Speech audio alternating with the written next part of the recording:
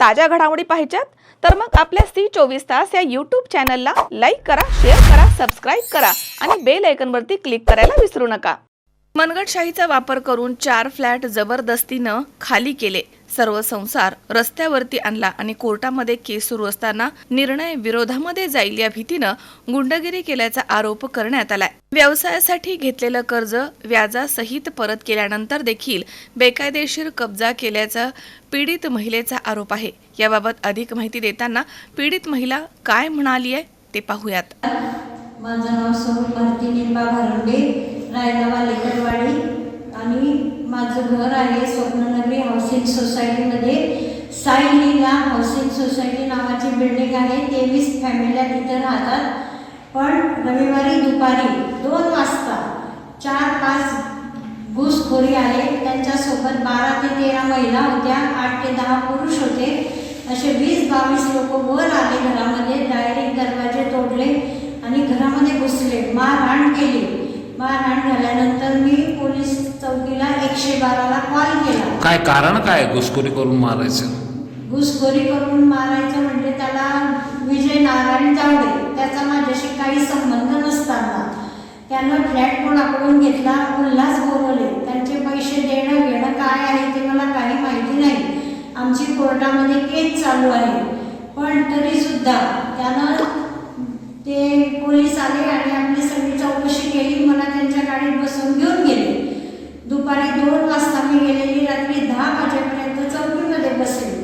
मी मॅडमला विचारते, मॅडम मला काय झालं, माझं किती वाजेपर्यंत निर्णय मिळणार आहे, माझ्या घरातल्या कॉलेजच्या मुली बाहेर बसल्या आहे। तर त्या म्हणल्या काही काळजी करू नका, तुम्हाला तुमचा पूर्ववत पहिल्यासारखा फ्लॅट मिळणार आहे, काही काळजी करू नका। 7 वाजता विजय नारायण जावडे आणि मला दोघांना मला सेम नोटिसा दिल्या। 168ची नोटीस त्याला पण दिली, मला पण दिली, दोघांना दिल्या की शांतता राखा, तिथं भांडण करू नका, तुमची कोर्टात केस चालू आहे, जे न्याय होईल त्याच्यात तुम्ही दोघं जण मानून घ्या। तर यानं 7 वाजेच्या नंतर पोलीस लोकांना तिथं काय दिलं काय नाही हे मला माहिती नाही, पण तो रात्री 10च्या नंतर सांगतोय बाहेर लोकांना की मी पोलीस चौकी बाहेर मॅनेज केली आहे आणि माझ्या डोक्यावर राजकीय बळ आहे, त्याच्यामुळे माझं कोणीच वापरं करू शकत नाही। आणि त्यानं मागे पण एकदा असंच मला तडीपार केलं होतं, पण मी त्याच्यामध्ये माझा काही दोष नसताना मी निर्दोष सुटले। फक्त मला त्याचा 1-1.5 महिना त्रास भोगावा लागला, पण याने या अशा खोड्या काढतो हा। आता ज्यांना ज्यांना त्रास झालाय, तुम्ही आता जसं फ्लॅट धारक तिथले आहात, तसे इतर फ्लॅट धारकांना पण त्रास झालाय का? हो, फ्लॅट धारकांच्या कोणत्या गाडीचं कव्हर काढतोय, कोणत्या गाडीचं ते हॉर्न काढतोय, असे तिथं चुका होत आहे। आणि फ्लॅट धारकांना 5-5 लाख रुपयाची मागणी करतोय। त्याचं काही त्या बिल्डिंगशी किंवा माझ्याशी काही संबंध नसताना हा तिथं ब्लॅकमेल करतोय। सामान्य माणसाला जर आपण न्याय दिला नाही तर ते लोक जाणार कोणाकडे? आता तुमची प्रमुख मागणी काय आहे?